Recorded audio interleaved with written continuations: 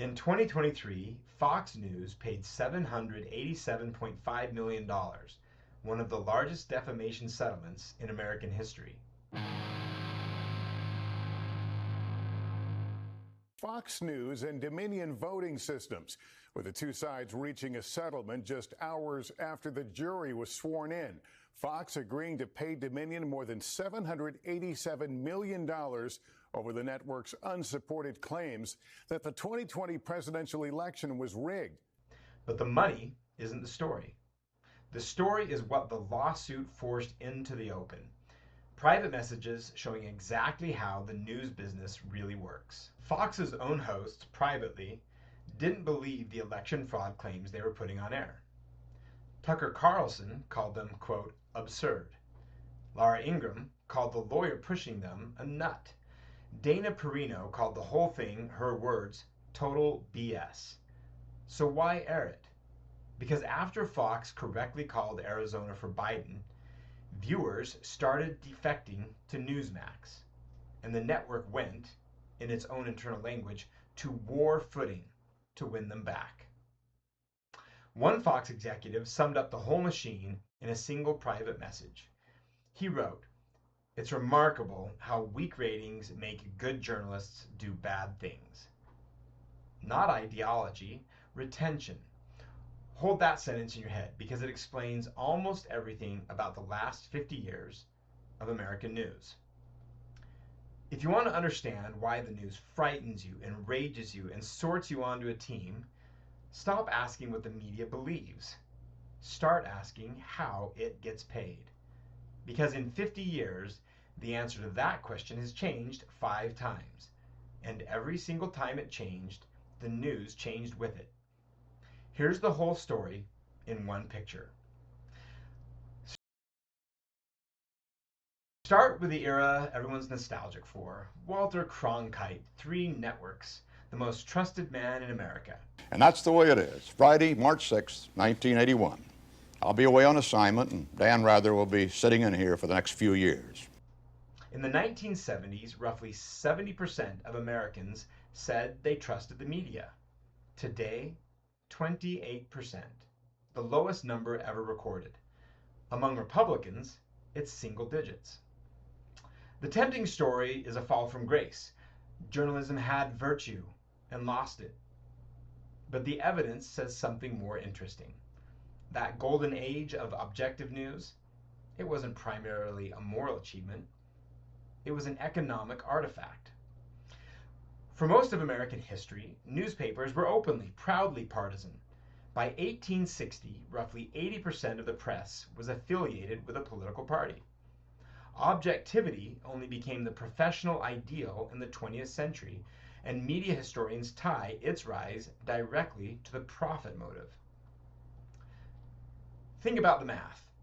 If you're one of 3 networks selling one mass audience to national advertisers, offending half the country is bad business. Add broadcast scarcity, FCC licenses, and the Fairness Doctrine, a federal rule requiring balance, and you get Cronkite. Bland, consensual, trusted. And profitable precisely because it was inoffensive. Hold on to that. It's the key to the whole machine. Profit motives created the objectivity era, and profit motives would dismantle it. The incentives changed. The news followed. Now, here's where the pipe gets built. June 1st, 1980, Ted Turner launches CNN. Good evening, I'm David Walker. And I'm Lois Hart. Now here's the news. And almost nobody thinks a 24-hour news channel can work. It loses millions a month. Competitors mock it as chicken noodle news. Turner's bet is that supply will create demand. Build the always-on pipe, and the appetite will follow. And eventually, he's right. CNN reported that the skies over Baghdad have been illuminated. We're seeing bright planes and missiles sent them. January 1991, the Gulf War. CNN is the only network reporting live from Baghdad as the bombs fall. The skies over Baghdad have been illuminated. Overnight, CNN becomes indispensable, and the 24-hour format is proven. But here's the correction to the story you usually hear. Early CNN was not a fear machine. It was earnest, globalist, journalistically serious. Turner himself would later lament networks drifting toward entertainment.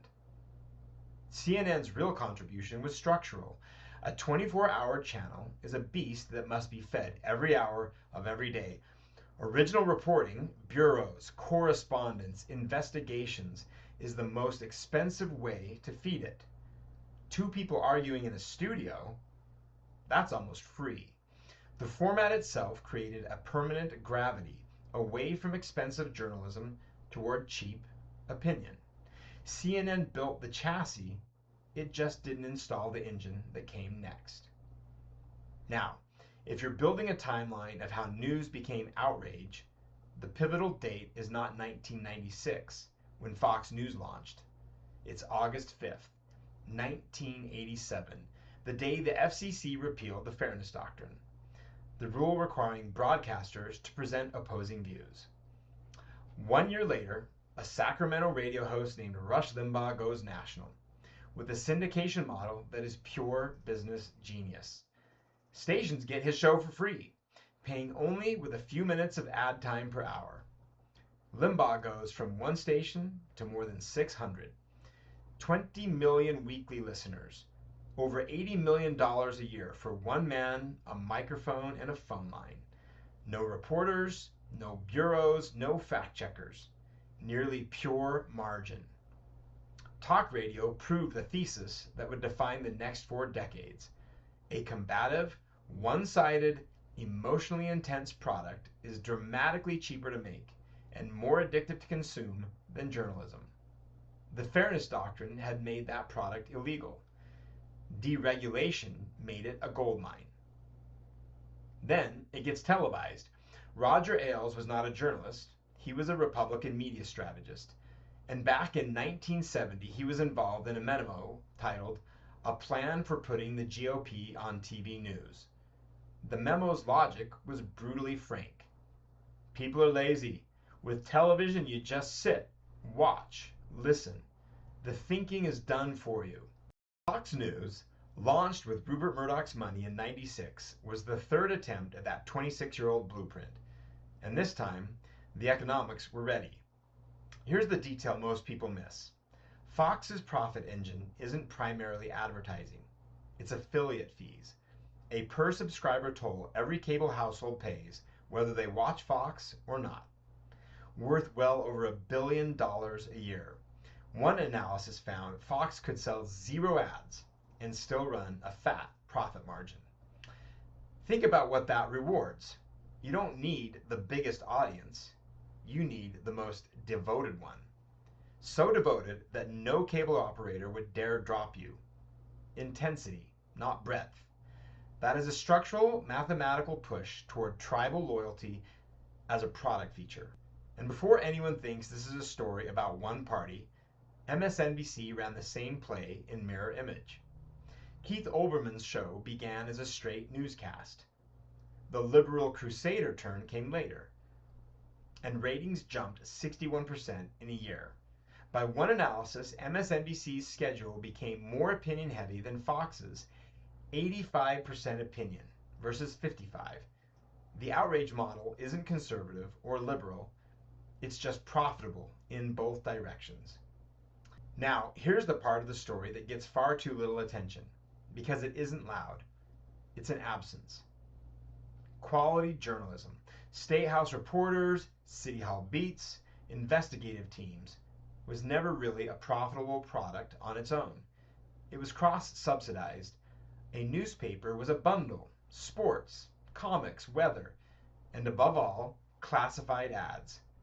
About 40% of newspaper revenue in the year 2000. The boring, lucrative parts of the bundle paid for the expensive accountability reporting. Then the internet unbundled everything. Craigslist vaporized the classifieds. An estimated $5.4 billion in newspaper losses in just 7 years. Google and Facebook captured the advertising future. Newspaper ad revenue peaked at $49.4 billion in 2005 and collapsed to under $10 billion, below 1950s levels. Tomorrow will be the final edition of the Rocky Mountain News. The last decade and a half, we've seen 1,800 newspapers disappear. Newsrooms lost more than a quarter of their jobs, newspapers specifically roughly half. Entire counties became news deserts with no local reporting at all. And that's the Prophet story's cruelest twist. Fear and outrage didn't just outcompete quality journalism.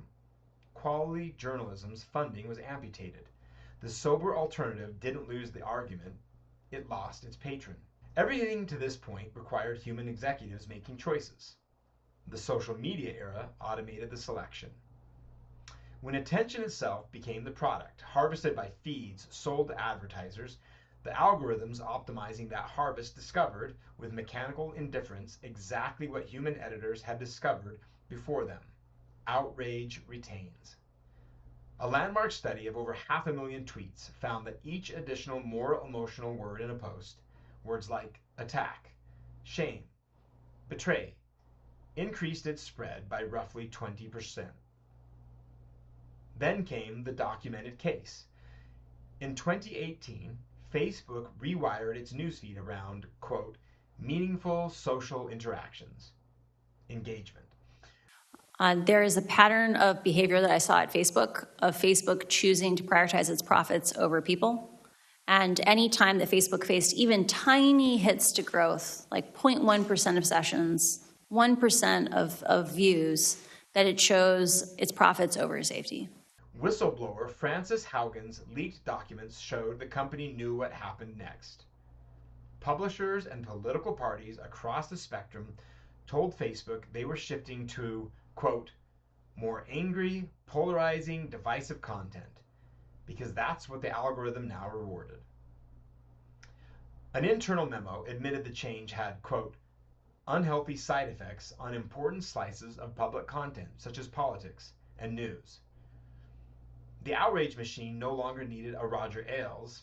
It ran itself.